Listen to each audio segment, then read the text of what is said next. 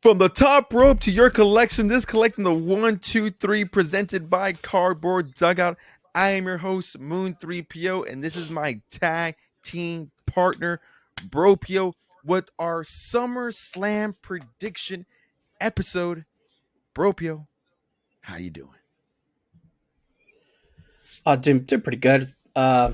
Pretty chill day. Did a lot of the binge watching of the new Netflix hit series, the WWE Unreal. Which no spoiler alerts, but it's pretty interesting. You should go check it out.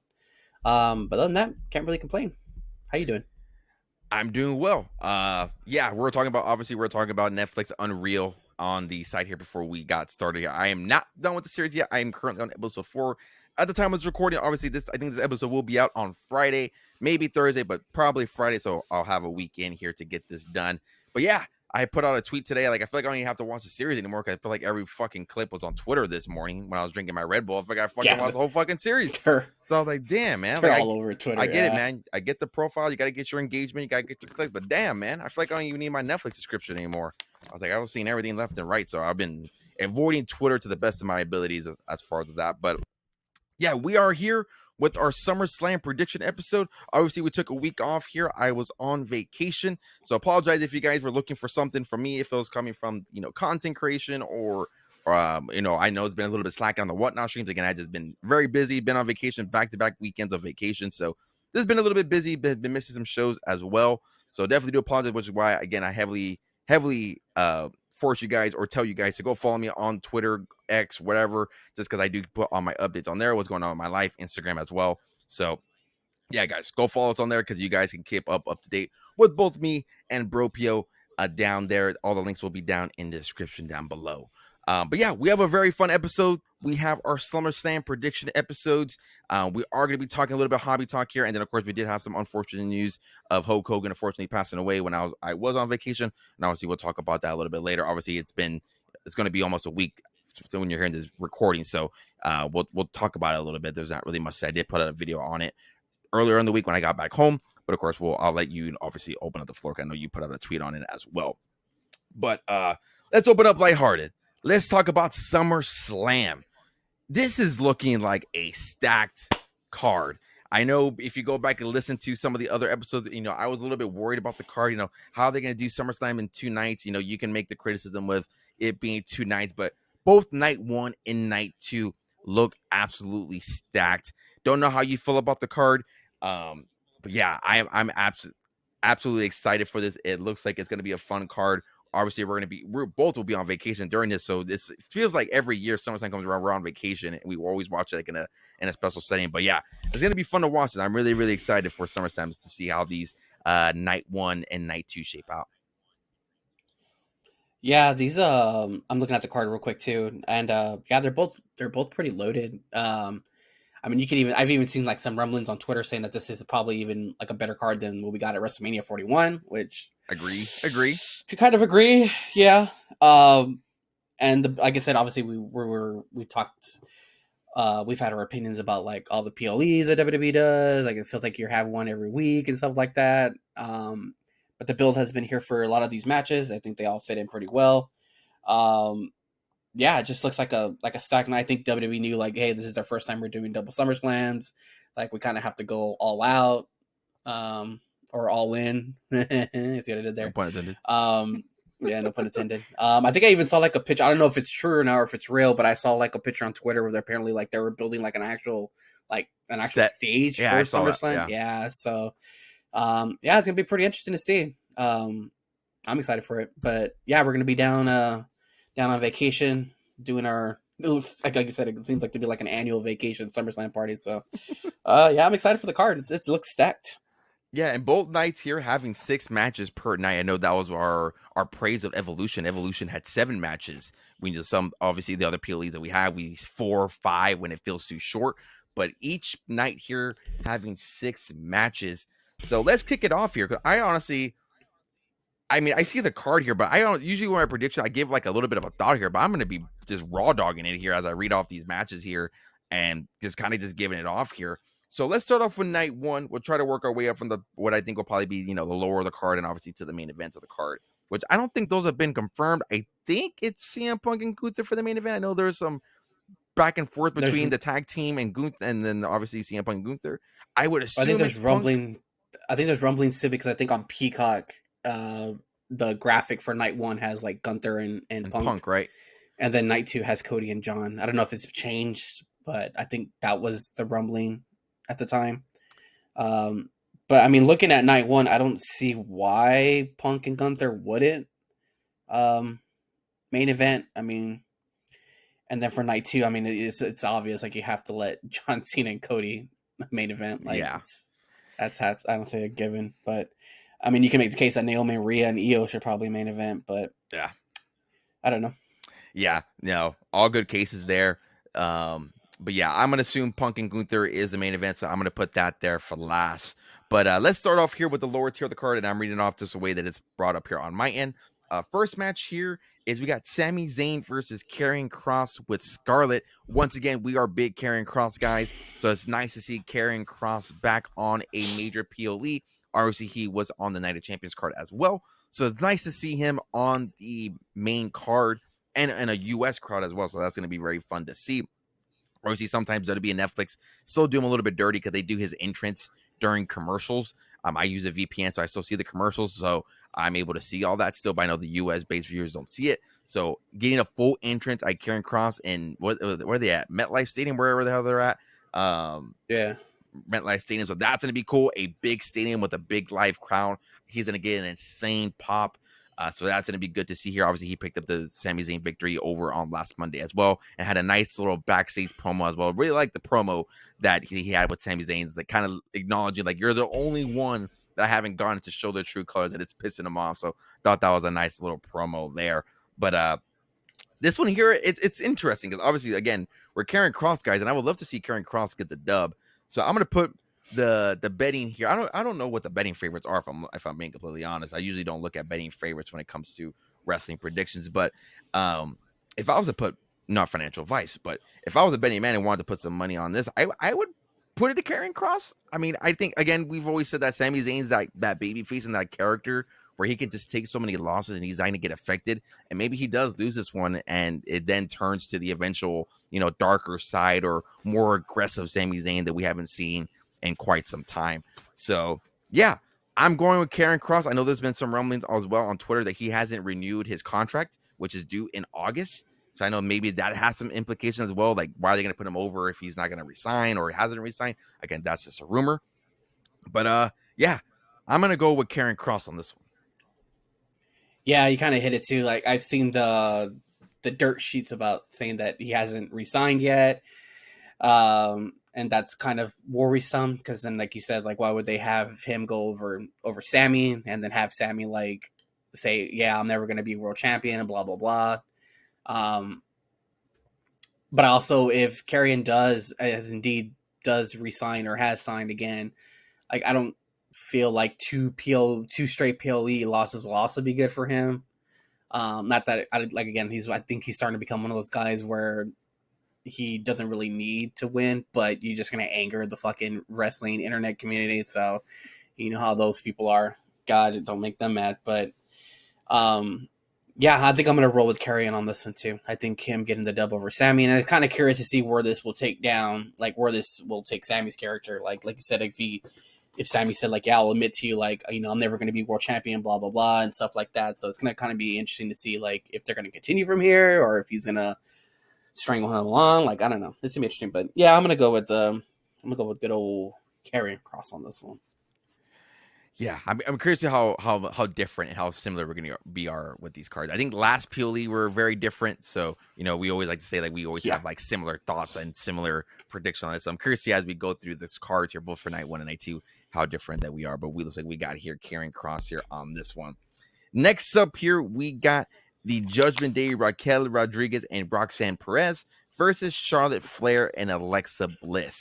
Now, before we get into prediction here, again, want to give my praise to Raquel Rodriguez. She has looked tremendous in the ring. I know there's been the rumor, or not the rumor, but it was confirmed that Shout Diesel, out to Big Sexy Kevin Nash, and Diesel gave her some tips and some pointers, and ever since then has been taken off. Her in-ring work has been tremendous. I think she's looked like the way that she's been built down on NXT as well, down a couple of years ago down to NXT. it's finally starting to translate. And yeah, I don't know if it's a pairing with Roxanne as well that fits. But yeah, I'm enjoying the Judgment Day a lot. But unfortunately, I'm not gonna let that make my bias here, because I do got Charlotte Flair and Alexa Bliss taking home the tag team champions. I think here, I think they gotta. I think what I like about this as well is that Triple H and Creative and WWE are finally starting to put some effort into these tag team titles. I know that's been my biggest complaint when I started this podcast, was like they have put nothing into this tag team division. I think putting the belts on Alexa and Charlotte will be a nice little touch. Which, shout out to Dave Messer, that little schmuck had Alexa Bliss for the Charlotte Flair on this. What a freaking idiot. But yeah, I would love to see Charlotte Flair and Alexa Bliss. I've been liking the tag team as well. You know, when we're out Friday Night SmackDown, obviously Alexa had the pom pom for the cheerleader. Last Friday they switched roles, so I've been liking the pairing a lot. I'm a big fan of the tag team, so yeah, and it kind of also adds into the fuel of, you know, once Liv Morgan does eventually come back, like, hey, like, you took my man and Dom and Roxanne. If they go that route, and he also lost the tag team titles, like, it can obviously play into that.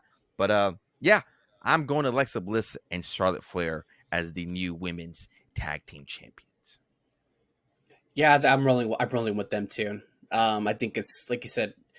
I don't think they honestly expected the pairing to probably work this well, and I think the fact that the pairing has gone in this well, and I think it's even like the crowd has completely switched on Charlotte too. Like a couple of months ago, we were like all booing her from out of the stadium, and now she's getting cheered. So I think that's probably having something to do a little bit. But yeah, I love that fucking Dave Meltzer looked like an idiot on the internet reporting that it was supposed to be Charlotte versus Alexa. I mean, if for some reason, if that still is the case, I mean, you can see like if somehow the Judgment Day goes over, like, and maybe that's how you get your Charlotte and Alexa Bliss match. But I mean, that kind of doesn't really make sense right now at the moment. Maybe down the line. But yeah, seeing them get the belts, obviously to established veterans. Not that Raquel isn't, and obviously Roxanne Perez is still fairly new to the WWE, or new-esque on the main roster, if you want to call it like that. But I mean, Charlotte and Alexa have been, you know, up here grinding for quite a bit of years, and so to kind of put the belts on them and kind of give them the run, kind of like the way Bianca did with Jade and Naomi, like to help reestablish those tag team titles. Not that the Judgment Day hasn't, but kind of put a little bit more of a, you know, of a stamp, like these titles are worth fighting for, worth keeping. I think they're gonna, you know, put them on Charlotte, and I pretty obviously they trust Charlotte, so yeah, I'm gonna roll with them too. Yeah, and I think yeah, it will add on to the division as well. You know, we've been seeing a lot of more tag teams involved. Obviously, we had they broke up for 1 week and they got back together with the Kabuki Warriors. You know, we have some good tag teams down in NXT as well. So Ruka and Zarya. So, you know, maybe they eventually get the call up soon. You know, who knows? Or, you know, you could do some cool things with them down at NXT, which Bianca and Naomi did that as well. So, yeah, I think it's going to be a fun pairing, and we'll love to see them get the tag team titles, which I don't think Charlotte has been a tag team champ. Correct me if I'm wrong. I don't think she's been a champ. I think that's why. I don't think she has. I think that's why that's been her motive. Like I don't have gold, and this is going to be a way to get me gold back. Because obviously she's not in the main title picture. So I think she referenced that. So, yeah, it'll be nice to see I don't here. think she has. Cause I know Alexa had it right with Nikki Ash. With Nikki. Yeah. With Nikki ASH. So Nikki ASH. So yeah, that would be a fun one there. But let's keep it with the tag team here. We got Randy Orton and Jelly Roll, which is so crazy to me that I'm saying that, versus Drew McIntyre and Logan Paul, which is also so crazy to me saying that. Now, if you go back and listen to the last episode, you guys know that I was not a big fan of this match. And it's not the fact that I don't like Jelly Roll. Like, if I'm being completely honest, I don't think I ever heard one Jelly Roll song, if I'm being completely honest. Maybe I have. I just don't recognize that it's him. I know who he is, but I just, like, Jelly Roll is not on my Spotify play. He's not on my AI I think Spotify. he was the theme song for what pay-per-view? Because he performed. Was it at the Rumble? Or was it SummerSlam last year? I think it might have been SummerSlam last year. That's probably when I skipped it. So, or probably when I muted or, like, went somewhere or something. Yeah, so it's not the fact that I don't like of Jelly Roll. That's not the case. I know celebrities have their involvement with WWE. Some are good, some are bad. We're gonna talk about one in a little bit later on in the podcast. But one thing I think my biggest complaint is just like the talent involved. Like, I think Randy Orton, Drew McIntyre, Logan Paul, like, obviously those guys could all be doing something a little bit better. But obviously they're involved in this tag team match. But I will give my praise when celebrities do get involved. I like wrestlers and celebrities who actually put effort into this. And again, that's going to lead up to another segment here later in the podcast. But you could tell that Jelly Roll has been putting in work. Like I caught a little bit of snippets and was listening to his podcast, or not his podcast, but Seven McMahon's podcast with Jelly Roll. And like he was taking advice from Paul Heyman how to cut a promo. He's been training. I believe he was like Undertaker and Michelle McCool were like watching him train. He trained with Kevin Owens. Who else did he train with? It was Kevin Owens and like two other people. Fuck. I'm butchering it. Yeah, I know he was there. I know he was there with Taker too, but yeah. Yeah, like he obviously he's been putting in the work. Like he's just not showing up there.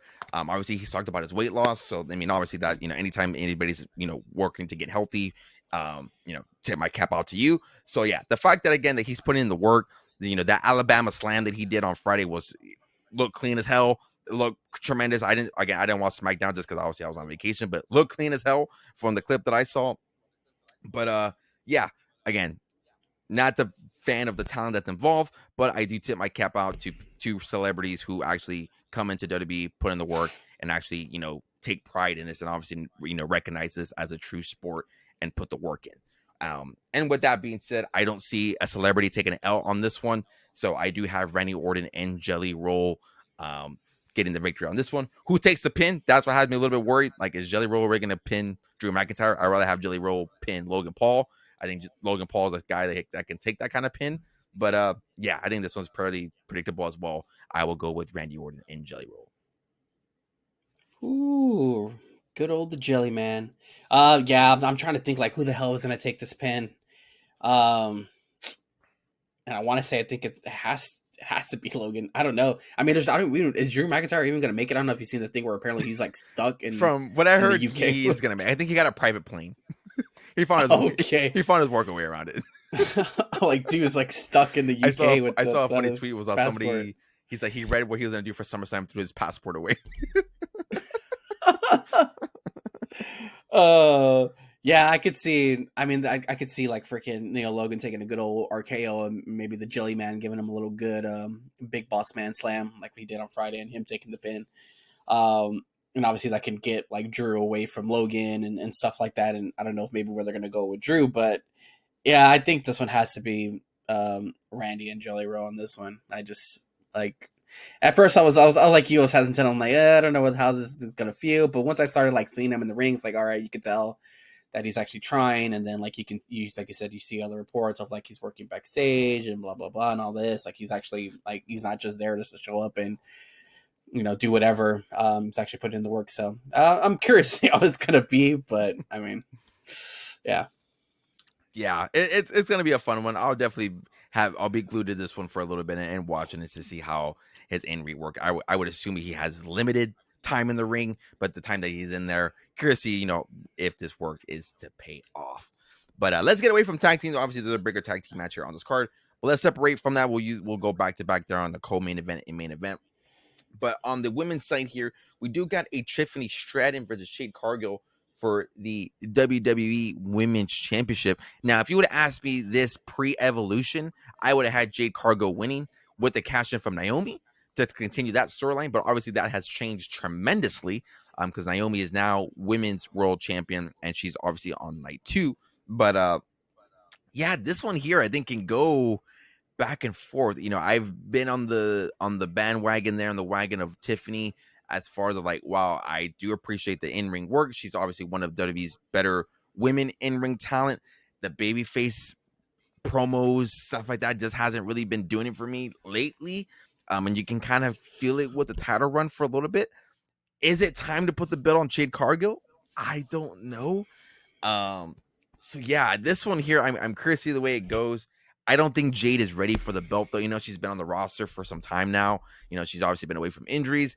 I just don't think she's that caliber right now to put the strap on her and carry that women's division. So I am going to go Tiffany Stratton retaining the title in some form of fashion. Don't know when she will lose that title, because I honestly don't think right now there's any women that's capable of knocking her down right now.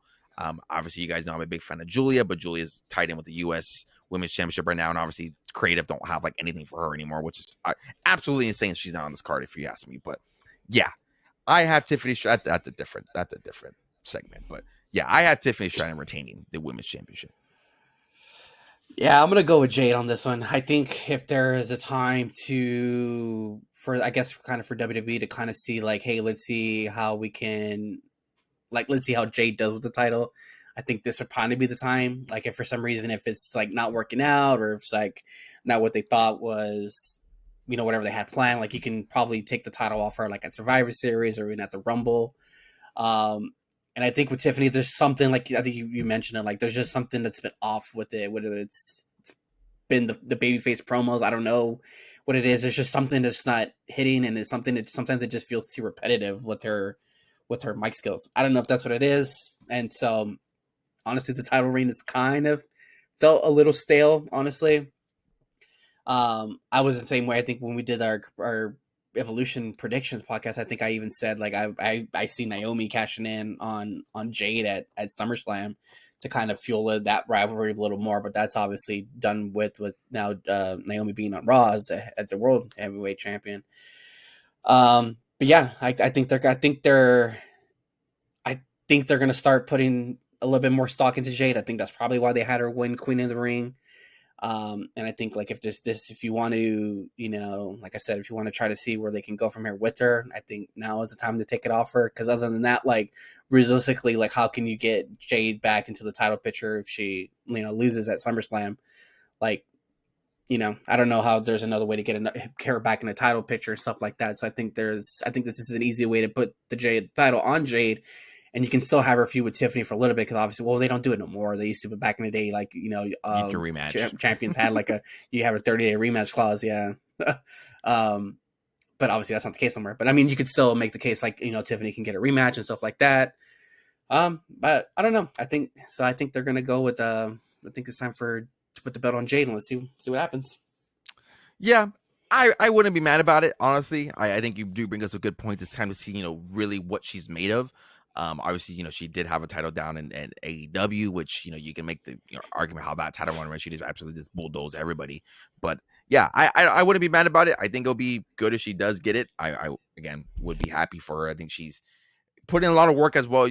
I praised the last Naomi match here. Granted, it was like a street fight or no holds barred match, but yeah, curious to see where it goes. I again would still have Tiffany Stratton retaining, but who never knows? We're finally different here on our predictions, so we'll have some bragging rights here on that one. But let's then head to the last tag team match here that is on this card. We got Roman Reigns and Jey Uso versus Bron Breakker and Bronson Reed with Paul Heyman. Can we first talk about, before we get into the card, why Bronson Reed took Roman Reigns' shoes last night? Dude, I was dying at that. I was like, why is he taking off his shoes? He was like, give me them. This is totally off subject, but there's a TikToker. I think her name is Tony. Oh, man, Tony Wrestling. Tony Wrestling, dude. So I saw a TikTok earlier today where she was just like, Roman, baby, you know what you gotta do? You just gotta show up there with them black Air Force Ones, and they ain't gonna mess with you. They ain't gonna mess with you. I started dying too. But yeah, when he's like taking the shoes. Oh man, that was dying. It kind of reminded me of that scene from Scary Movie when they take the dead guy's shoes. They take his wallet, his wad, his shoes. Yeah, they reminded me. Yeah, that was so fucking random. I was like, why is he taking, like, I don't, like, there's like no significance of taking his shoes. And he took off the shoes and was like clapping with them and had his put a hand inside the sole. Like, what the fuck is going on? But yeah, I was like, before we get into that match, I definitely want to talk about that. But hilarious. Yeah, this one here again, you can flip a coin for either or. Obviously, are you going to have Roman Reigns lose? Again, he obviously lost a triple threat, was unsuccessful at the Royal Rumble. Almost every appearance that hasn't been a solo match, obviously from Solo's match again on Netflix, has been an L. So, are you going to have that result there? Obviously, you can protect him a little bit as this is a tag team. But I think in this case here, if you want to build this faction of the Oracle with Bronson Reed and Bron Breakker, you do have to find a way to put them over. But, you can make the case here where, where does Roman and Bron Breakker? I know that's like the dream match. And I think the reports are saying right now that they want that at WrestleMania. Do we get there? Time will tell. But yeah, this one here, man, I'm like, I kind of just spoke myself out there. I wasn't going to say Bron Breakker and Bronson Reed. But then if you want to set up for potential Roman Reigns and Braun Breaker, like you can have like Braun Breaker be like, well, you beat me in a tag team, but you can't beat me one-on-one. So and eventually lead up to that. But so I think I just convinced myself there. I'm gonna go Roman Reigns and Jey Uso on this one. Ooh. Yeah, this one's man, I don't know which way to go with this one. Cause like realistically, like the whole Seth Rollins injury is like I feel like threw this whole plans for this stuff like way off course. Like we don't know how long he's gonna be out. It kind of man, I don't know. I think I might roll with Roman Reigns and Jey Uso on this one too. Because I'm thinking realistically, like who can probably take the pin, and honestly, unfortunately, I think it's probably gonna have to be Bronson. Um, but man, he's like I'm just thinking like, because I could also see Jay taking the pin. Yeah, that's And it's the way going I saw back it to too. that, and it's going back to that promo where it's like that Paul did on this past week, where like people didn't believe in you, blah blah blah, and stuff like that, and that he always needs his family there to back him up, and so it kind of makes it seem like it could go that way, and he kind of maybe gets in his head a little bit. Um, Man, fuck it, I'm going with Braun Breaker and Bronson Reed on this one. I just think I can see it. I the can see it. faction, I think they're still freshly, they're too brand new to lose. I think that's one. Reigns and Jay can afford to lose. Like they're obviously like not like a tag team anymore. They're just linking up again. And obviously they've had their issues in the past, even though they teamed up at War Games prior years and stuff like that. But one, I think Bronson and Braun Breaker are just way too new to be taking L's like that. And then like I think if they were to take a loss and then like there's no Seth Rollins, like are they even named anything? I know Paul Heyman's called the Oracle, The but Oracle. I know they're not. They don't even have a faction name. Like I think there's so many question marks with them that is just a loss would not look good on them. So I'm gonna roll with Braun and Big Bronson Reed. Yeah, I don't hate it. I mean, you can make the argument for either or.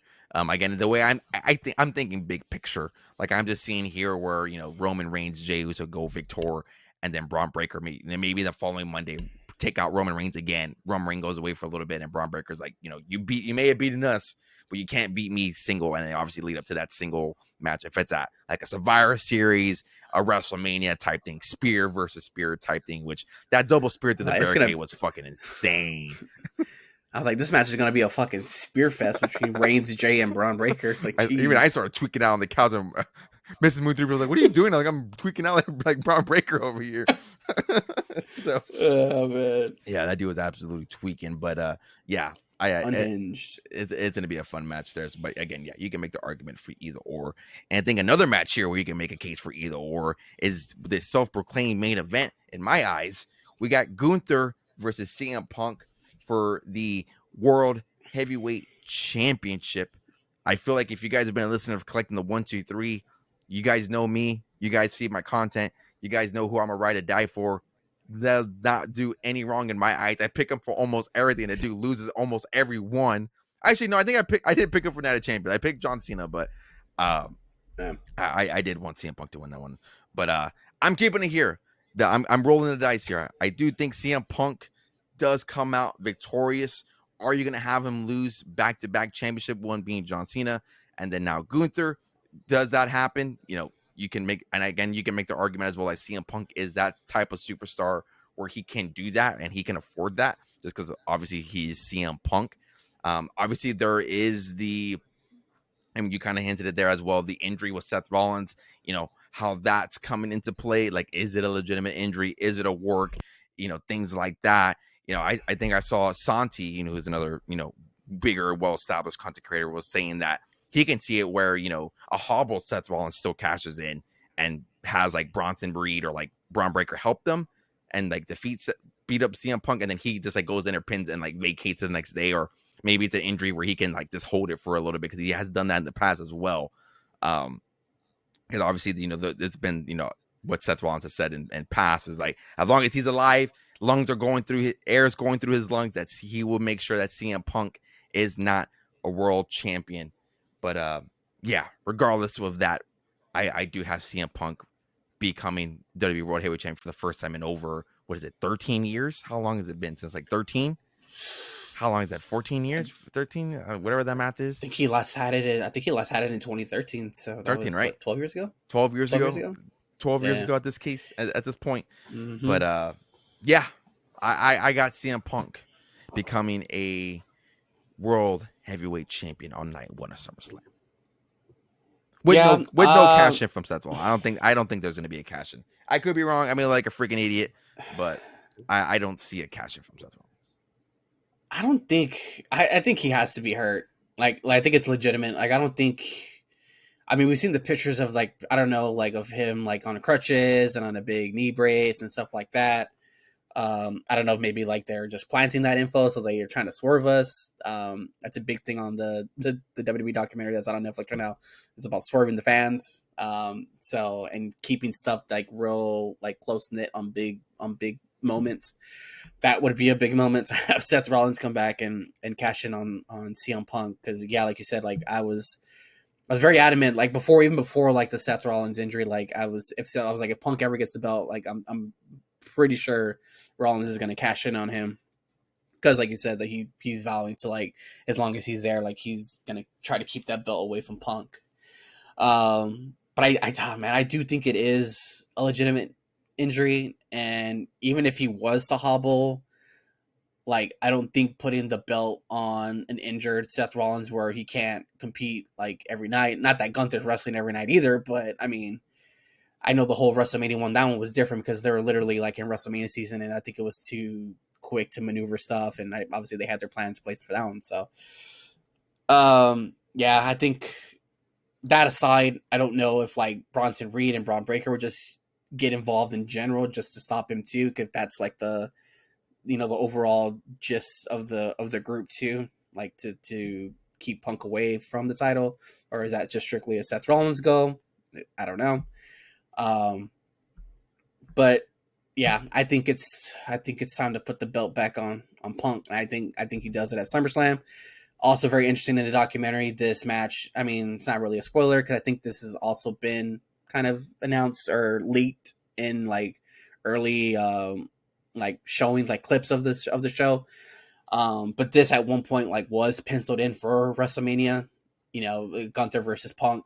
So the fact that they already had that in mind then, prior to like Seth even having a Money in the Bank, is kind of like, there's obviously some talk of having Punk with the title, and I think they're gonna do it here. And honestly, I think if Punk were to win a title, I can see him probably holding it all the way to like WrestleMania, honestly, and get that other main event that he's looking for. You know what I mean? So yeah, I'm gonna roll with CM Punk. Now, I'm gonna call a finish out here. Obviously, the thing that's been halting Gunther with his losses has been submissions. I'm gonna go with the Anaconda Vice finish. I'm gonna call it right here on the pod itself. We're gonna get an Anaconda Vice finish, a tap out, which we haven't seen in years. That, from what I remember, we haven't seen that in years. So, yeah, CM Punk Anaconda Vice, first championship in over 10 years. Book it now. Put it pen to paper. CM Punk is walking out of MetLife Stadium on night 1 of SummerSlam for the first time ever tonight as World Heavyweight Champion. Book it. That top now card gonna hit different. Oh, tell me about that's it. Gonna have that's gonna have some auto relics in that. I'm buying 20 of them. Give it to me, Top. Bundle. Give it to me, Top. The 20 card bundle. Give me the hit, as it's gonna be there on there. But I honestly have not thought about any Tops now for this weekend. Now that you brought it up, like, oh shit, they're gonna. I thought Tops does now these days. That's all they're good at. Yeah, my Evolution card shipped today, so I totally forgot that I bought that. And I was like, oh fuck! I was like, that took a hot minute to make. So yeah, maybe that 101's not coming my way. Yeah, that's all Tops can put out these days is Tops now, and obviously we'll talk about that after we cover night 2. But let's now head to night 2. Again, another stacked card. Let's keep it here with some titles here. We'll keep it go back to the bloodline a little bit here. We got Solo Sikoa versus Jacob Fatu in a steel cage match for the WWE United States Championship. Obviously here, this one having the stipulation of a steel cage. I don't think on the Friday Night SmackDown that we were there, did they ever say like what happened with the car accident? Like they never referenced that, right? They just arrested Solo. That's all they did. That's all they did, right? So he just, I guess he staged it. I was like, what the hell? Oh, you know, That shit was hilarious, dude. I know. Obviously, the rumors were like maybe it's like a Tama Tonga type thing. Who knows? Because he's been, you know, left off the MFT, so maybe that's the thing. I don't know. Maybe he finally comes back. But yeah, this one here again, interesting. Like, are you gonna have Jacob Fatu reclaim the U.S. title and have him become a 2-time U.S. champ? Is Solo one of those guys here where you can just easily just take the belt off of him and he kind of fights back for it? Time will tell. But damn, this one here, I'm a little torn on this one too. Like, damn, I don't know. Yeah, this one's. I mean, I know like the whole steel cage is supposed to like bring the perception of like, you know, keeping the outsiders out. But I mean, we basically have like 3 other members that it can be like surrounding the cage and stuff like that. I mean, obviously, Solo just won the belt. Obviously, won it with interference. So with the fact that a steel cage is around them, there's no interference. That's the kind of way they're going. But then you kind of think like, okay, if regardless of whoever wins this match, like if this was to like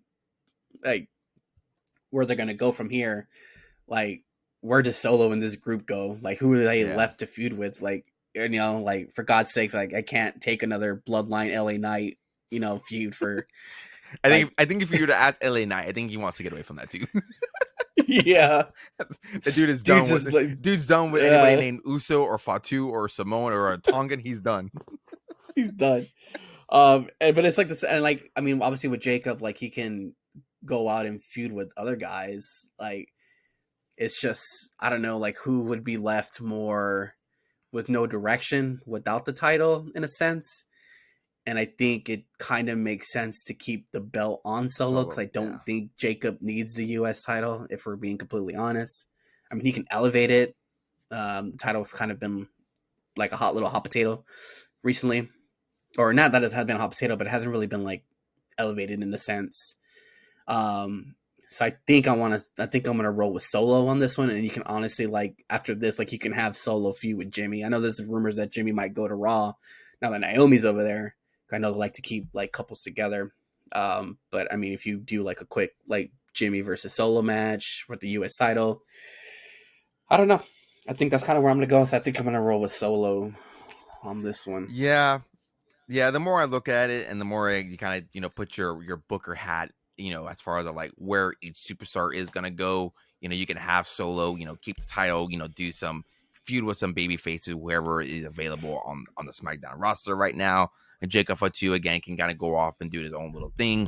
Not saying propel him to a main championship title run or feud, but he's one of those guys where he can feud with like a other mid carder and make it good. If it's like a Aleister Black, or, Carmelo Hayes, whoever it is, he can make it work. So I wouldn't really be too worried about Jacob Fatu, and I think there still is some big plans for Jacob Fatu. But yeah, I think we'll have Solo Sikoa retain, and even with the steel cage, we'll have some interference with the MFTs. But there's going to be some foolery going around. Yeah, there's anytime you got a Fatu and Uso or a Tongan involved, there's going to be some type of fuckery, some type of foolery around and involved in that match. But let's keep it here with the mid-card title. We got Dirty Dom Mysterio versus AJ Styles for the Intercontinental Championship. This build has been tremendous as well. I've been enjoying the backstage segments with AJ Styles. The best part was the best one, I think, in my opinion, has been the doctors know where they're. It says right here, it says you're a punk ass. that one's been the best one. And obviously, I think 2 weeks ago was him praying to God. But yeah, that one was funny too. That one was pretty funny. And then obviously the week before that, he was like playing like different characters. He was like a doctor. He was a valet driver. What the hell else was he? He was those two, and he was the medic. He was the medic too. There you go, ringside. So different jobs there. I think I saw like a funny. Oh, the janitor. He was a janitor. That's what it was. Janitor. That's what it was. And I saw like a funny tweet. It was like when you're making different emails to get free subscriptions. All the four different images. That's me, brother. Of AJ. Wow, I would definitely love to see AJ Styles win the IC title back. Obviously, there's been a lot of AJ Styles praise on Twitter, Instagram, wherever on the IWC, obviously with his return to TNA a couple of weeks ago as well. It's the anniversary. As much as I would love to see AJ Styles regain the IC title back for the first time in a while, I do still have Dirty Dom retaining. I don't think right now, even though the WrestleMania victory was one of the brighter spots of WrestleMania, I don't think AJ Styles is really the guy to drop it to right now. And the dude has been, even though he hasn't really done much with the title, the dude is just hot right now. Like, I don't know if you saw the clip of him at AAA. Like, that dude, that dude is just so over right now. And think obviously adds to like the Judgment Day stuff. So yeah, this one here, I got Dirty Dom retaining. Oh man, yeah, I was kind of going back and forth on this one too. Do I think they're gonna put the belt on AJ? I wouldn't be mad. So. I wouldn't be mad. I wouldn't be mad about it. Yeah. I'm a big AJ Styles fan too. Honestly, I wouldn't be surprised if like they have AJ win this title, and I know Dom is fighting in that Fatal 4-Way, like in AAA for like the AAA World Title. I wouldn't be surprised if they put that belt on him, dude. Like, Yeah. So, yeah, I just think there's a lot like feud opportunities for like AJ. Like, obviously, it's him as a face, and there's a lot of heels that he could probably feud with on Raw. So and the fact that they haven't really done anything with Dom, like you said, it's kind of been like a little stale at times. But the dude just has to show up and like, it pops off. But yeah, I'm gonna go with AJ Styles on this one. I'm gonna roll with AJ. Good old AJ. Yeah. Good little icy title run just to get it going. Yeah, I wouldn't be mad about it. I absolutely love AJ Styles. He was one of my favorites back like in the 2015, 2017, 18 era, building SmackDown Live, New Japan stuff. Absolutely phenomenal. No pun intended. But yeah, wouldn't be mad about it. But I would have Dirty Dom here retaining. But let's keep it with the Intercontinental Championship. We got Becky Lynch versus Lyra Valkyria in a no disqualification, no count out, last chance match for Lyra Valkyria. So if Becky Lynch does win, Lyra Valkyria can no longer challenge for a title as long as Becky Lynch is champion. This one here is interesting because Lyra right now, I would say before last Monday, because that promo was kind of horrendous. I would say before that promo, she's been like on a hot streak. With her Becky Stomper shoes. Yeah, I saw like, the Becky Stompers. It kind of cringed a little bit. I was like that little meme of that little white kid with the sandwich when he's like taking a bite of it. Like that was kind of me. I was like, oh, did she really say that? And the crowd really didn't pop for it. And you kind of tell, and you could tell it blundered her a little bit because she even made like in 2 weeks' time, like, oh wait, it's this week. So she kind of made a little bit of an error there as well. So it wasn't the best promo from Lyra, even though she did show that a babyface can be smart because she was waiting for Becky Lynch to come out and turned around and did the little drop kick. So nice to show that our baby faces can be smart at one point. But I was following up before that promo, and before that, she's been on some tremendous work in ring promo. She's been absolutely on fire. And I would love to finally see her go up to the main title. If that's going to be, obviously that's going to be blocked a little bit because there's some obviously clearer, more things that are set in stone right now. Obviously, 70 for Courage to be challenging whoever went to Triple Threat at Clash of Paris. So there's some things in there that got to be figured out before. But I think Lyra is finally up to the point where she can kind of go up to the women's world title when that time does come. And I think right now we kind of already saw it too as well with Bayley. I think Bayley's gonna have some type of involvement in this match. She kind of mentioned that she's missed out on the big PLE. She hasn't won the big matches. She was trying to get into the Lyra's head, and they did that awkward tag team match as well. She was even wearing the Lyra Valkyria shirt the first time in a Intercontinental Championship. So I think there's going to be some involvement from Bayley, and we can finally get that heel turn of Bayley as well. So with that, I do have Becky Lynch retaining the IC title. And unfortunately, we'll have Lyra be able to defend or go after the IC title, and I think that can finally propel her to the main title picture where I think she deserves to be, regardless of what we saw from this past Monday. But yeah, I do got Becky Lynch here retaining the IC title with some involvement from Bayley. Yeah, I was trying to think. I don't know. I was trying to see if I was thinking of like maybe there is going to be like a Bayley like involvement, and I just don't know like if obviously I can see her like costing Lyra the belt, but also I don't know if like from there, like obviously if Bayley does cost Lyra the belt, then obviously they're setting up another Bayley Lyra matches, a couple down. So but I think also like you can't. I just feel like they can't have like Lyra lose this and then have Lyra lose to Becky. I mean to Bailey, but also can't see Bailey losing to Lyra. Like you know what I mean? Like it just doesn't make sense. Like I feel like Bailey needs to. I feel like she's in the line for like a good push. Like you said, that she's obviously been missing everything, and hopefully she does go back to being a little bit heelish, and hopefully they give her a new theme song. Because I'm not a fan of the role model song. Role model. Role model. So I think they need to. I think they need to get away from kind of that a little bit, and they maybe need to get a little bit more of a darker Bailey in a sense. I'm just going to turn everybody dark, turn everybody heel, and obviously this can stop the.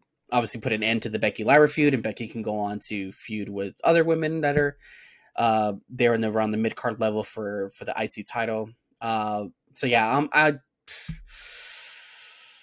where could you go with this? Because obviously, yeah, if Lyra loses, she can't challenge for the IC title. I think I'm gonna go with Lyra on this one. I think they're gonna strap the belt back on her, and I think maybe this can probably maybe set up something more again down the line with Bailey.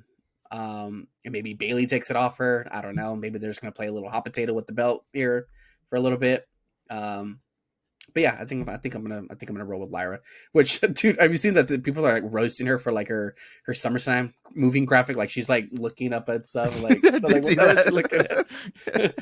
And after like when they were on Friday when they were showing the rundown for SummerSlam, I was telling the wife, I was like, look, what do you think Lyra's looking at? And she's like, oh yeah, what is she looking at? Like, it's pretty funny. But yeah, that one there again. You gotta go back and forth on either or. And again, I'm a big fan of Lyra. I do like her a lot. Her cards have been moving also upward as well. You know, you can even see it on TV. You know, oh hey, you know they've been behind her a little bit. Again, had a bad one. Everybody has those bad ones there. But yeah. Just leave the Becky Stompers at home. Yeah, leave the Becky Stompers at home. Bring the wings, and you'll be all right. But now let's head to what's being promoted as the biggest TLC match. We got a 6-pack tables, ladders, and chairs match for the WWE Tag Team Championships. We got the Wyatt 6 versus Andrade and Rey Fenix versus DIY versus Fraxia versus Motor City Machine Guns versus the Street Profits. Now, this one here, I think, is going to be the match of the night. Everybody's probably predicting it as well. The SmackDown Tag Team division has been absolutely on fire. We saw a banger match here when SmackDown rolled in 2 weeks ago. But yeah, this one here absolutely is going to be my favorite match, probably my most anticipated match on the card. Also some very nice little storytelling as well. This is the Wyatt 6 PLE debut, which is where the Fiend made his PLE debut as well. So obviously a nice little callback to that as well. So very, very exciting to see how they're I don't know if it was intentional or not, but always nice to see anytime there is a connection to Bray Wyatt and the Fiend with the Wyatt 6 that obviously is going to have high praise. But with that being said, yeah, I got the Wyatt 6 winning this one as well. Don't think they're going to drop the titles that quick.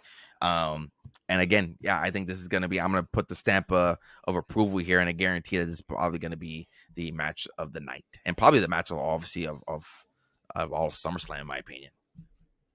Yeah, I'm so glad that they're doing this. When I saw Nick Aldis go out there on SmackDown, I got to watch SmackDown Live, and I was like, please, for the love of God, do not give me another SmackDown the night before SummerSlam tag team title match, because that's obviously what they did to Julia. Like, that's a crime in itself, which that's a story for another day, because I don't want to really get into that right now. But yeah, when I saw Nick Aldis go out there, I was like, please, just had it be for SummerSlam, just do something with the tag team titles at SummerSlam.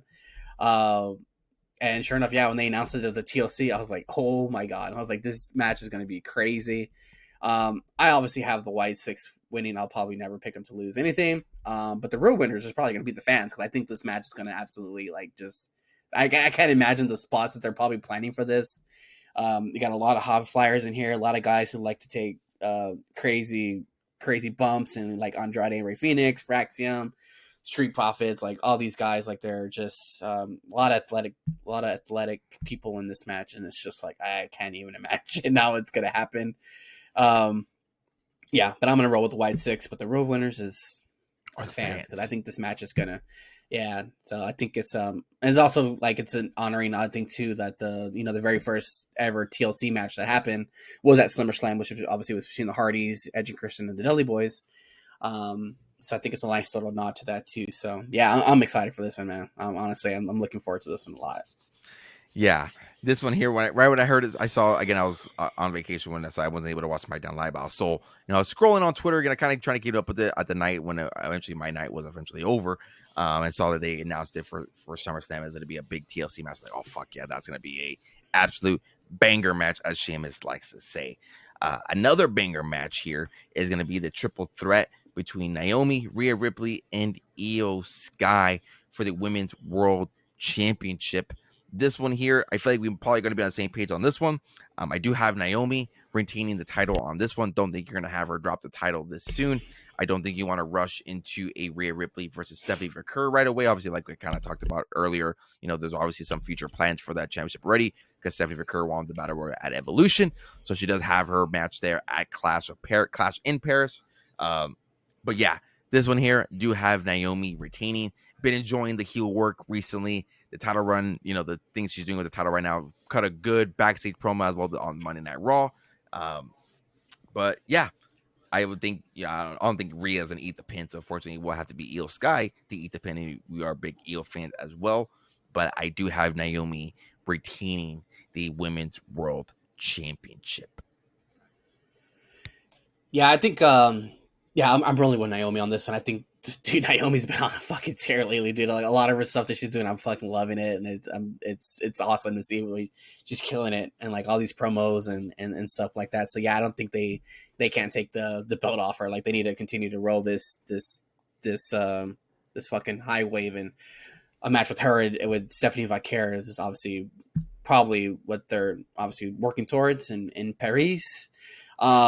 So I'm really with Naomi, and I think they're probably going to play a little bit more into the whole that Rhea can't beat Io thing. I think they could probably do it. I think Rhea could take the pin. Like the way I kind of see it going is like maybe Io hits Rhea with the moonsault. Naomi can come in and like push Io out, like the classic, move, push her and steal the pin. Obviously, then you can make this case that, hey, I hit you with my moonsault and you lost, stuff like that. And so I can kind of play into that, and maybe we get another Io Rhea match down the line that you don't need the belt, you don't need any of that stuff. You just need the two girls duking it out. Maybe that's a Clash in Paris match. I don't know. That'd be pretty cool to see. But yeah, that's where I think I'm going to go with that. But yeah, I'm rolling with Naomi. Proceed with caution. So I have the exact same finish, but I have it flipped. I have Rhea hitting a riptide on Io, and then Rhea getting pushed out, and then Io taking the pin, and then Rhea saying like, "I hit you with my move, and you got pinned." Yeah. I have the exact same finish, but I have it that way, and then obviously leading off to that match. Yeah, actually, that makes a little bit more sense. Yeah, but yeah, that's how we got it going. Yeah. So that's why I have it. Who gets the extra bonus? Let's see who gets the extra bonus points. The 0.5 points on this one when we recap it here on a Monday or a Tuesday next week, we'll get the 0.5 points on that one. But let's now head into our main event. We got John Cena versus Cody Rhodes in a street fight for the undisputed WWE Championship. And again, before we get into the match here, can we just talk about how WWE is just like performing crimes here? We got people stealing sneakers. We got people forging signatures. Like, does WWE just not give a shit about the law? It's absolutely insane. Obviously, we're West over there, dude. Obviously, we were there for that Friday when Cody forged a signature, and I remember dying in person. I go back and watch it every now and then, or I see it on my timeline where he did the dude have to jump with the contract? Did he have to do that? Like what was the point of that? I mean, obviously I get it, but the fact that he jumped with the contract just makes that moment. the whole splash looks fucking hilarious, dude. Like when I showed the wifey to the replay, I'm like, dude, like everybody's making fun of Cody, like he's just like flying in the air. Like you can tell too that they're trying to protect Cena like as much as possible, because obviously the dude has like featured things that he has to do, Peacemaker, movies, things like that. Which that's why I'm so surprised it's a street fight. I don't know how much involvement of like tables, weapons are going to be involved. But yeah, it's like when I heard it was going to be a street fight, I was like, oh shit, like, all right, they're going to go that route.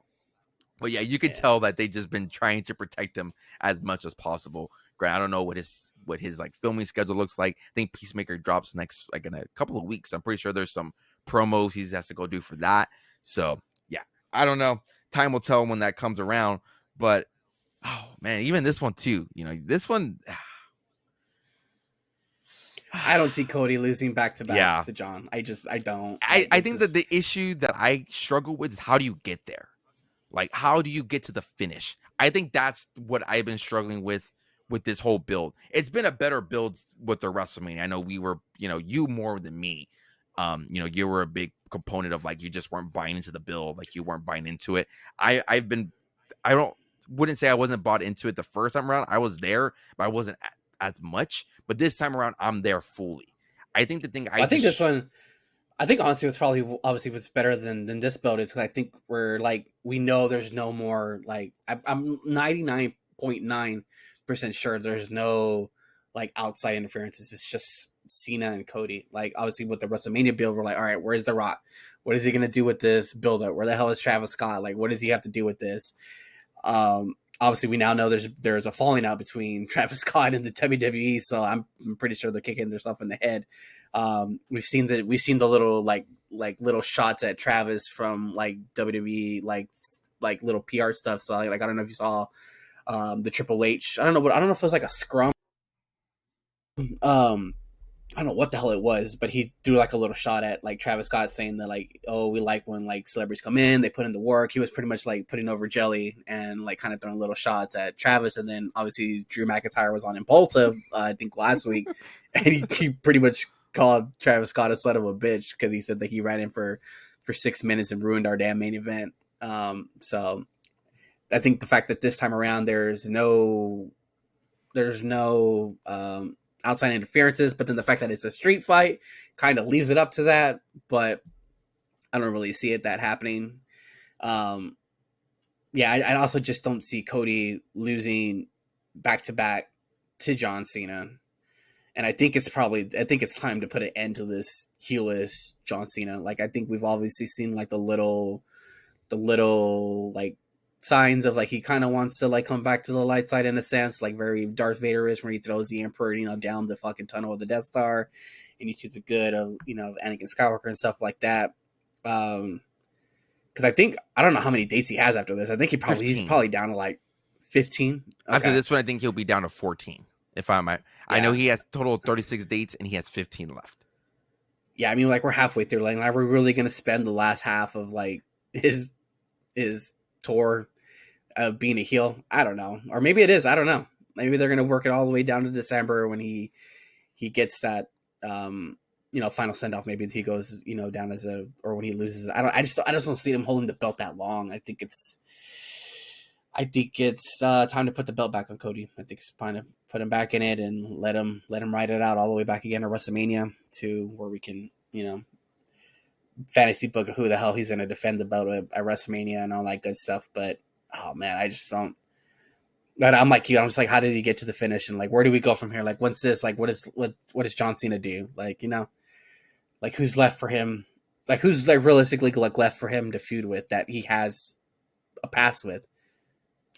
Yeah, I think that's been the chatter on it online is like when you think about all the heavy hitters, like they've been all knocked out like already.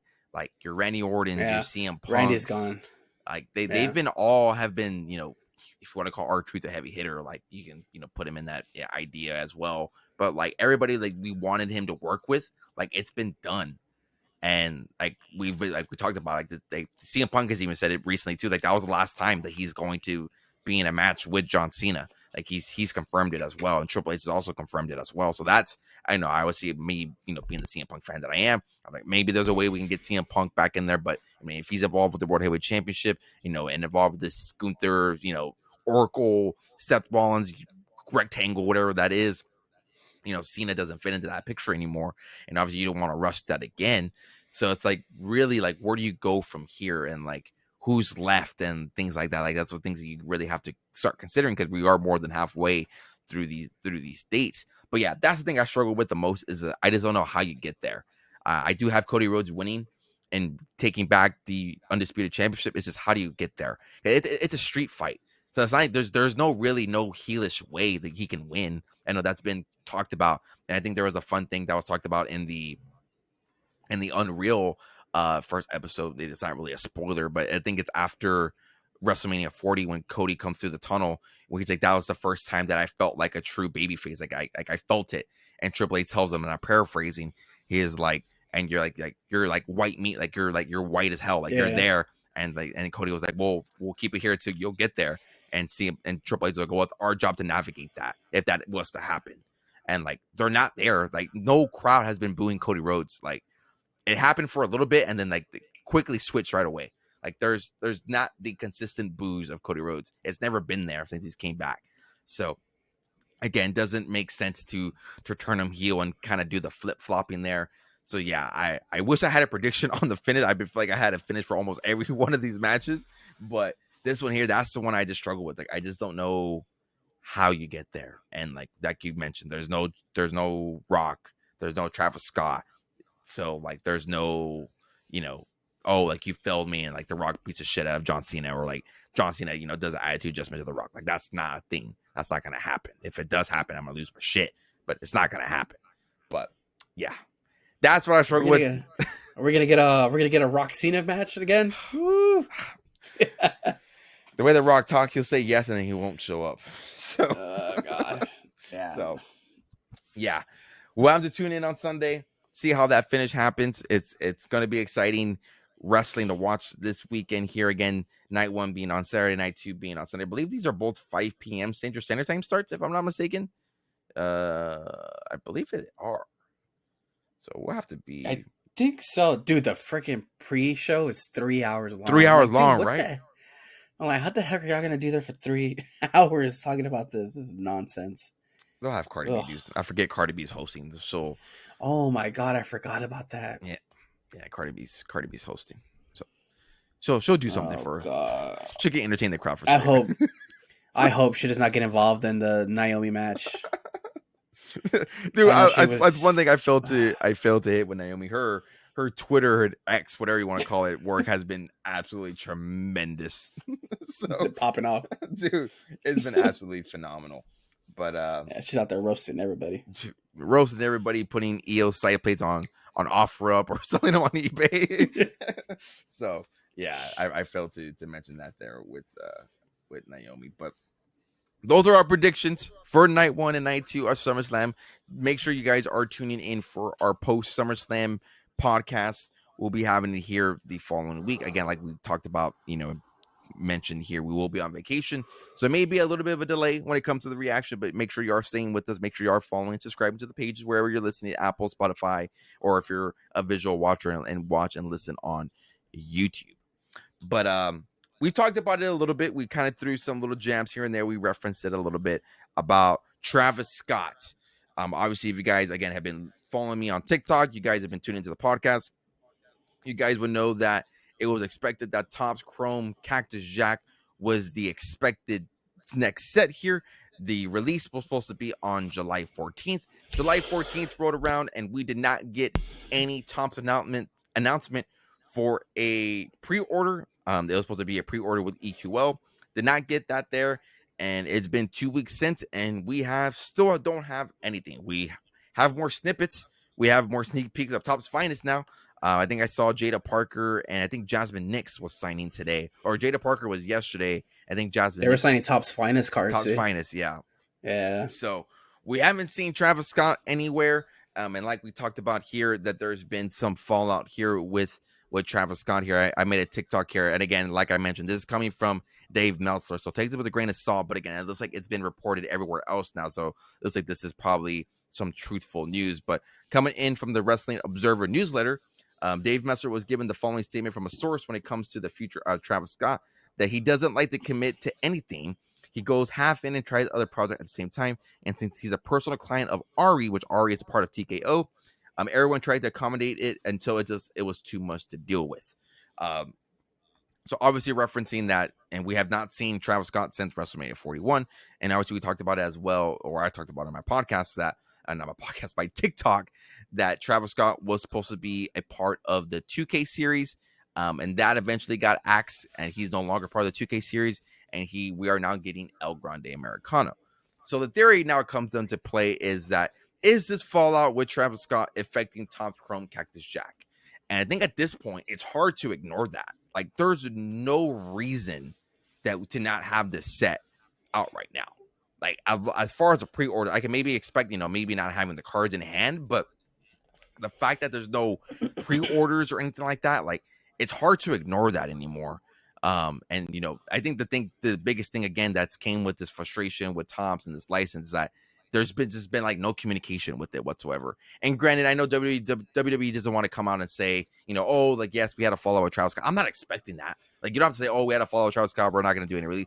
Just say like, hey, like, we're delaying Travis Scott for the foreseeable future. There is a to be determined date if one. Just lie out of your ass. Just pull something out of chat, type in something in Chat GPT, and have it come out and put that on a graphic. But yeah, I'm curious to get your thoughts. I know we were kind of talking about it a little bit last week as far as that, but I think it's kind of hard to ignore that this Travis Scott fallout with WWE is the effect of the reason why we no longer have any type of confirmation or any details on Topps Chrome Cactus Jack. Yeah, I think even when they all the rumblings started to come out that there had been a fallout and stuff like that, I even texted you. I'm like, dude, do you think this is probably the reason why they haven't released Cactus Jack?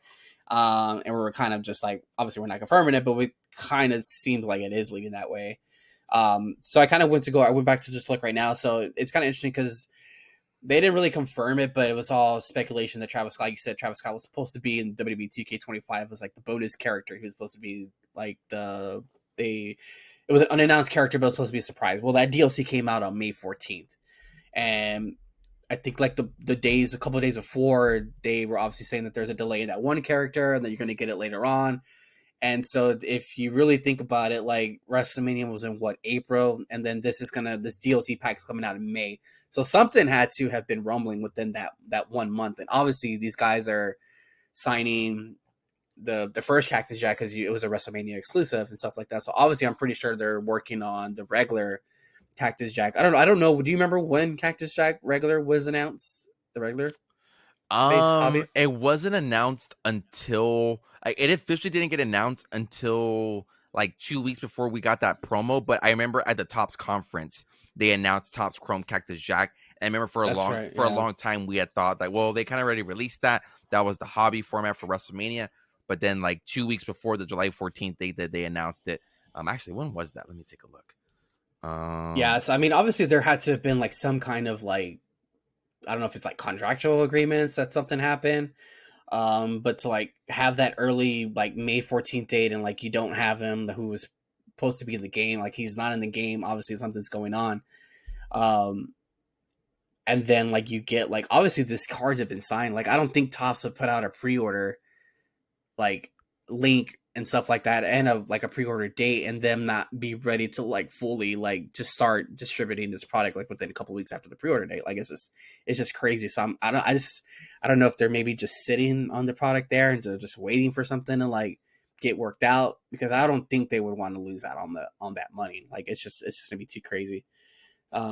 But the fact that now we're seeing pictures of like superstars signing, obviously they were signing other cards, but we don't know what set that was. We're assuming it's probably Universe.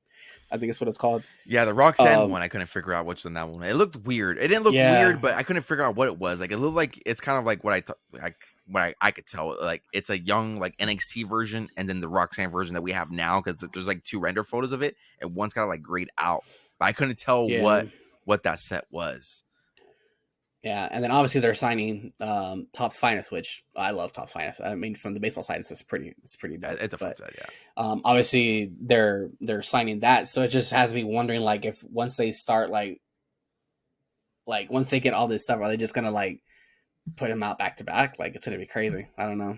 So I don't know. We're still waiting for 7 months in and only have Topps Chrome. And if you want to include Sapphire in it, which you can if you want to, but 7 months. Yeah, with not a good look. With two releases, not a good look. Yeah, 7 months with two releases. Again, if you want to include Sapphire, or if you want to include the WrestleMania set, I'm just now curious to see like if the WrestleMania Cactus Jack cards base or like insert parallel, like if how that affects the card market, because now that's going to be extremely scarce. It was already as scarce as it was, but now that there's always a speculation of like, well, I can't afford the WrestleMania, I'll go out and get the hobby one. Like I can't get the Setting for Kerr base WrestleMania, I'll go and get the Setting for Kerr hobby version of it. Like that was always what people like to do, and you see that with every other sport. Like, oh, I can't afford a rookie card of Pete Crow Armstrong in 23 Topps Chrome, I'll just go get a Chrome card in Topps Finest. Like, it's the same spiel. But now we're kind of seeing, like, I wonder how this affects the base cards that we have for, I have my set of recurve back here. Like, how that affects that. And I kind of already seen it already. Like, cards sales were kind of going for bases. We're kind of going for already like around like 140, between 180. Now they're kind of already pushing already upwards to like 200, 220. So it's like, okay, like, are people in the market recognizing, like, hey, like, we might not get a Cactus Jack set anymore. And this might be our only version of Cactus Jack. So if you're like a big fan of Cactus Jack and like that style of card, that would be your only way of getting that. Which, I'm not the biggest Cactus Jack guy. Like, again, I know I own that card. I own the Wrestling's Real T-shirt. But yeah, that hobby format was just like so sick. Like, I'm looking back at the photo that Topps put out. It was July 7th that they officially announced. First look at 2025 Topps Chrome WWE Cactus Jack. Looking at all the autograph descriptions. Like, man, like, this set would have been absolutely bonkers. Like, so many good cards in here, so many parallels, designs. The astronaut, I think, was called the steel cage refractors. Yeah, it will be a damn shame if this set never comes out. Maybe it does eventually, who knows. I think I put out a post too as well. Like, I get it that WWE and like wrestling is like a small portion of probably what Topps and Fanatics brings in, but yeah, I always wonder on the financial side how this will affect them. I can't recall ever a set that I can remember that's been completely like axed or like not released, even though cards have been like promoted and things like that. So I don't know. Time will tell. Obviously, you guys know I just like to report and come out things with facts or what we have. So once we do get confirmations of sets, releases, things like that, once it comes from Topps, we will obviously be covering that here on the page. So again, make sure you are following and subscribing wherever you're listening. But yeah, that's what we had here as when it comes to active wrestling cards and wrestling card market, and obviously a big PLE. But like we mentioned there at the beginning of the episode, when I was away on vacation, it did come to the attention that unfortunately that Hulk Hogan has passed away. Didn't really talk about it as much when the news first happened. I again was on vacation. I was actually at Disneyland when it happened. Actually, my wife is the one that showed me the report. I was like, what the fuck? And I know there were some rumblings already before, I think Jimmy Hart had said that, he was having trouble speaking. And I know you mentioned to me when I know we're chatting with Jim Bro that Eric Bischoff, I said that he was fine. So there was a lot of just different conflicting reports and things like that. So I didn't put out an immediate response. Again, I was just kind of just trying to stay away from social media and kind of just not, kind of digress from it all. But once I did come back, I did make a TikTok about it. And I'll say it here again, and I'll obviously let you open up the floor as well. I know you put out a post, but obviously let you open the floor on that as well. Obviously, you guys can go back and listen to, our old podcasts. You can go back and listen to my YouTube videos, my YouTube shorts, or specifically a one YouTube short where I do talk about it. Like, I pull a Hulk Hogan card. I'm like, I don't like Hulk Hogan. And for obvious reasons, I'm not going to talk about it here on the podcast. I don't think it's really appropriate, to talk about it. You can go and look it up for yourself as far as the why, and you can kind of put two and two together. As far as why, I am not a big Hulk Hogan fan. Never was. Even as a kid, like, I never really was sold on like Hulk Hogan. Like, when I grew up with wrestling, like, I grew up with like 2002, like 2006, when he was like Mr. America feuding with like Brock Lesnar, Shawn Michaels. Like, I still like wasn't a big like Hulk Hogan guy, like as much as people were. So it's not just like an adult me thing. It's always been a thing. But obviously as you get older and things come out, obviously it just adds on to that. But all I will say about that is that when it comes to Hulk Hogan, while again not the biggest fan, there's no denying the impact that he had on wrestling. And you can even make the case for the other individual as well. Vince McMahon, you can make the case for him as well, that without both of those, like, wrestling would not be what it is today. And like, while he's not on my personal Mount Rushmore, I think when you think about professional wrestling Mount Rushmore, like, he is on there, because I don't think we have this podcast. We're not talking about cards if it isn't without Hulk Hogan. That was my case on it. That was my statement. Like, I recognize it, and I know I have some followers that do follow Hulk Hogan, or I like Hulk Hogan, and we're growing. I know somebody commented on my Instagram that they followed him to the Hulkamania era, things like that. And I did see some other content creators kind of react a little bit tough to the news.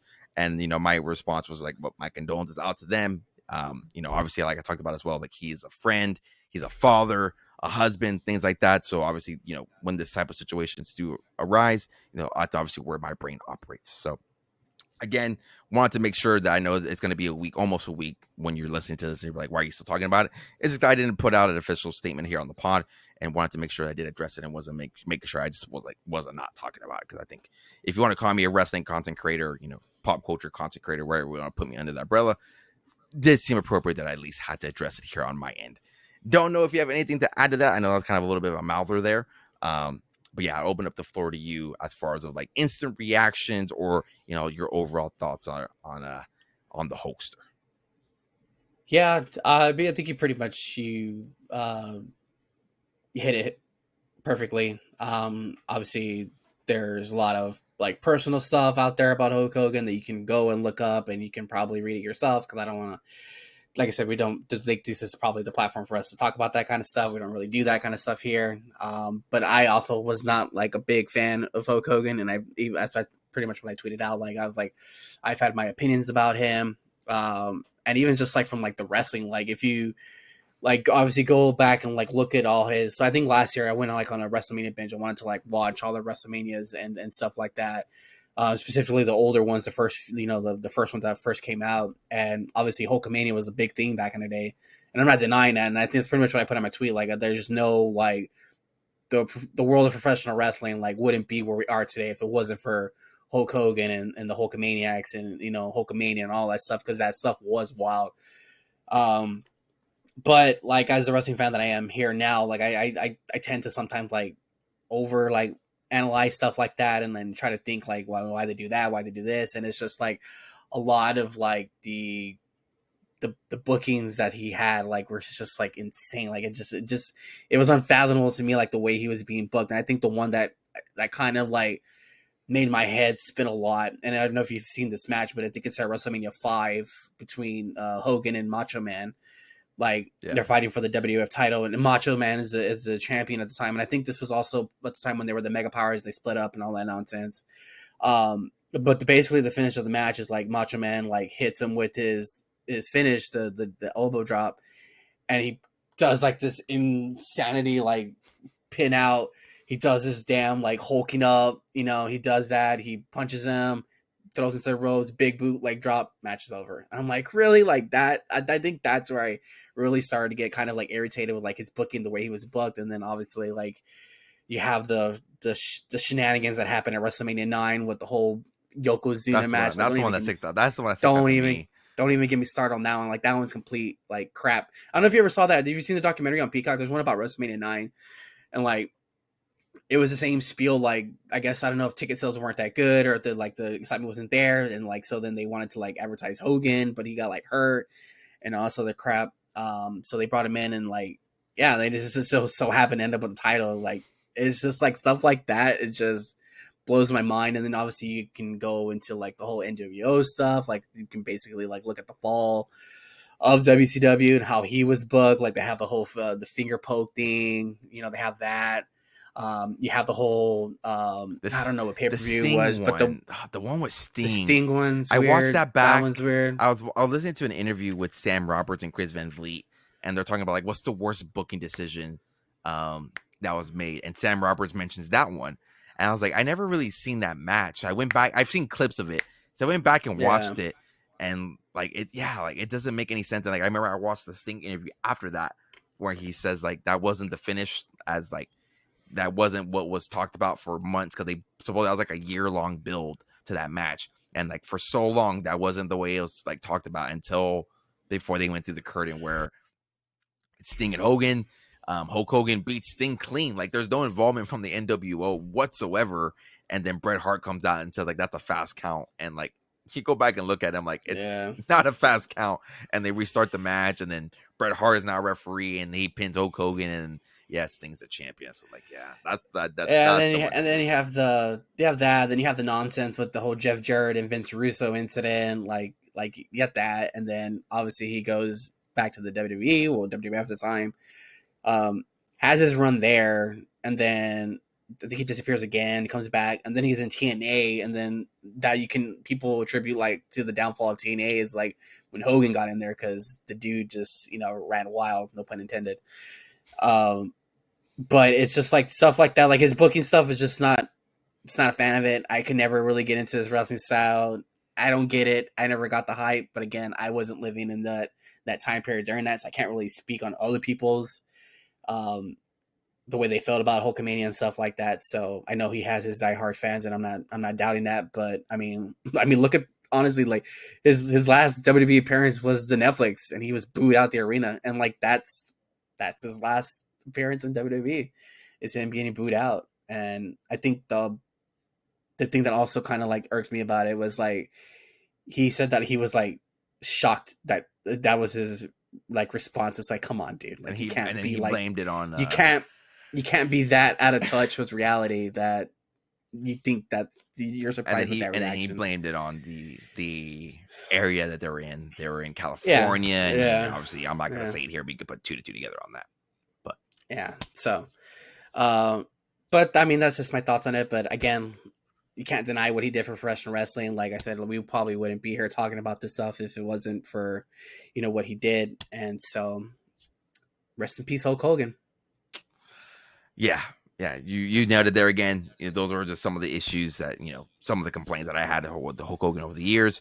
And obviously, again, you can go and listen to everything and kind of put 2 to 2 together on that. But again, I know it's going to be like almost over a week. I wanted to make sure I do acknowledge it here on the podcast. That I do know I have some people who like don't watch my TikToks and just listen to the pod, or vice versa. So just wanted to make sure that I do get that addressed here. And again, R.I.P. to Hulk Hogan.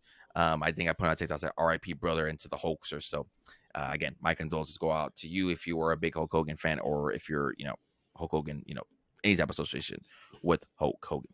But that is our podcast. That is our episode of Collecting the 1, 2, 3, our SummerSlam prediction. Hopefully you guys enjoyed this episode. Again, if you guys are listening on YouTube, make sure you are liking and subscribing if you guys haven't.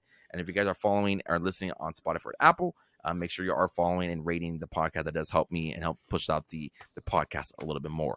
But before we wrap everything up here, officially, Bro Pio, any final thoughts here for the good old listeners of Collecting the 1, 2, 3? No, I really don't got much. Other than that, we got another wrestling-filled weekend, so I'm excited to get to watch some, sit down, relax with the family, watch some wrestling. I'm pretty sure the wives and our mom are probably like, enough with the wrestling on the weekends. Like we're probably driving them crazy with this. But I mean, hey, this is the grind, man. So yeah. So apologies to them in advance. I'm sorry. Yeah, I owe the wife here some like book money, some book date or something. Because yeah, it comes to the point where I think about like, damn, dude, it's another weekend of wrestling. Like, oh, I'm sorry about that. So, hey, at least there's gonna be no fork stabbing in this one. No fork stabbing, no beer bottle glasses, no nails in a 2x4 and somebody's head going in there. So none of that going, none of those shenanigans happening.